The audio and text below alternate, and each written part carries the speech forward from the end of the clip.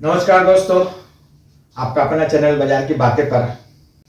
आज शेयर बाजार में अचानक दबाव देखने को मिला और दबाव भी कोई छोटा मोटा नहीं। इस प्रकार की बाजार खुला और प्रेशर डाउनवर्ड बना, नीचे की ओर दबाव बना और निफ्टी को 25,200 तक ले गया और सारे इंडेक्स, जितने इंडेक्स थे सभी लाल निशान पे बंद हुए और जितने शेयर हैं लगभग उसमें से परसेंटेज शेयर अपने लाल निशान पर ही बंद हुए। तो इतने बड़े गिरावट का क्या वजह है, या आगे भी गिरावट संभव है? तो आइए इसका डिटेल में हम लोग फुल एनालिसिस करते हैं और समझते हैं कि क्या संभावना है, आगे क्या हो सकता है।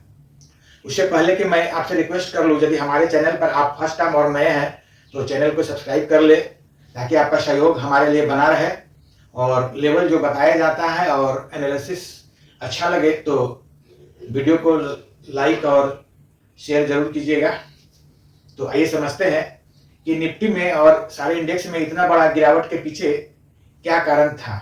क्या यह गिरावट डराने वाली है या फिर समझदारी वाली बात है कि इस लेवल पर समझदारी से काम लिया जाए? तो आइए समझते हैं। निफ्टी तो आज खुला फ्लैट पर। निफ्टी में लगातार सेलिंग प्रेशर दिन भर बना रहा। इसके पीछे कारण बाजार में जो है अनिश्चितता आ चुका है। बाजार एक दुविधा में फंस चुका है कि किधर जाए। उसके पीछे कारण सपोर्ट लेवल पर सेलिंग, एफआईआई का सेलिंग सपोर्ट लेवल पर, जो कि ज्यादा गिरावट का कारण बना। दूसरा एक्सपायरी डे, निफ्टी में एक्सपायरी, जिसके कारण भी सेलिंग प्रेशर बना। बाजार में जब अनिश्चितता आ जाता है तो इन्वेस्टर को समझ में नहीं आता है कि क्या करें। जबकि एफआईआई जो सेल करके गए थे वह लेवल था लगभग 25,600, 700, 800, इसी लेवल पे सेल करके चले गए थे। उसके बाद फिर हम लोग दिसंबर माह में अपने दम पर बाजार को 26,000 से ऊपर भी ले गए, पर जब वो लगता है पुनः लौटे हैं, बाजार में काम कर रहे हैं, तो उस समय से फिर सेलिंग प्रेशर में बाजार आ चुका है। अब देखना यह है कि वे किस लेवल पे एंट्री करते हैं। तो अभी जो बाजार क्लोज है लगभग अपने अहम सपोर्ट लेवल के पर चल रहा है। इस जगह से गिरावट आने पर और भी ज्यादा गिरावट हो सकता है। यहाँ से 500 से 1000 पॉइंट भी निफ्टी गिर सकता है, या रिकवर होता है तो ऊपर भी जा सकता है। ऐसे तो इंडेक्स जो है उसमें जो टेक्निकल के हिसाब से यदि आप कैंडल को स्टडी करते हैं तो गिरावट दिख रहा है कि अभी भी गिरावट कुछ बचा हुआ है। तो हो सकता है कि आने वाला दिन में कुछ शॉर्ट कवरिंग 2 दिन में हो जाए, पर थोड़ा लंबे समय को लिया जाए, हफ्ता 2 हफ्ता, महीना दिन, तो इसमें गिरावट कुछ दिख रहा है यदि बचा हुआ है। पर इस जगह पे समझदारी से, स्टॉप लॉस से आपको काम लेना होगा। पर इन्वेस्टर ऐसा ना हो कि अपने शेयर को कम मूल्यों पे बेच करके घाटे में बाहर आ जाए। हो सकता है कि बाजार रिकवर कर जाए कुछ दिन में। तो इस जगह पे समझदारी से ही काम लेना उचित है। तो आइए लेवल समझते हैं कि क्या लेवल संभावना है आने वाला कल के लिए। तो यदि निफ्टी यदि नीचे जाता है तो पहला जो सपोर्ट मिलेगा वह 25,000 से 25,050 तक, इस बीच में सपोर्ट है।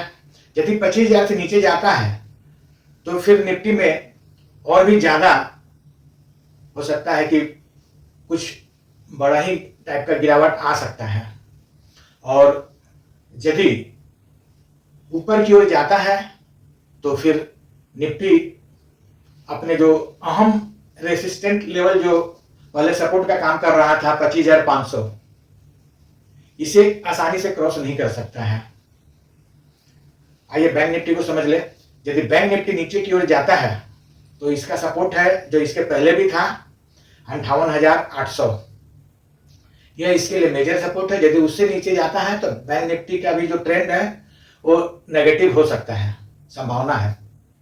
और यदि ऊपर की ओर जाता है तो इसका जो रुकावट का जगह रहेगा 59,500, और उससे ऊपर जाने पर फिर और भी तेजी आ सकता है। और यदि 59,500 से ऊपर बैंक निफ्टी टिक जाता है तो फिर निफ्टी को भी वह ऊपर की ओर आने के लिए मजबूर कर सकता है, क्योंकि कुछ शेयर तो बैंक निफ्टी वाले निफ्टी में भी ट्रेड होते हैं, तो उसे भी मजबूती मिलेगा। पॉइंट को मार्क कीजिए और ट्रेड कीजिए, आपका पैसा आपका रिस्क। यह वीडियो सिर्फ आपके नॉलेज और एजुकेशन पर्पज से बनाया गया है।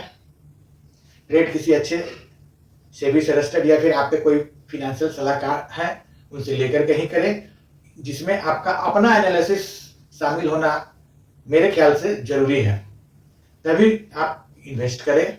धन्यवाद।